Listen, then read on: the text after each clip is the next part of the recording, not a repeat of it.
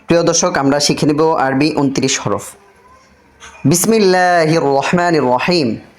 আলিফ, বা, তা, সা, জিম, হা, খ, এটা একটু মোটা, দাল, জাল, র, এই হরফও মোটা হবে, জা, সিন, শিন, صاد মোটা, ضاد মোটা, ত মোটা, ظ মোটা, আইন, গইন, ফা, قاف, কাফ, লাম, মিম, নুন, ওয়াও, হা, হামজা, ইয়া মারুফ, ইয়া মজহুল।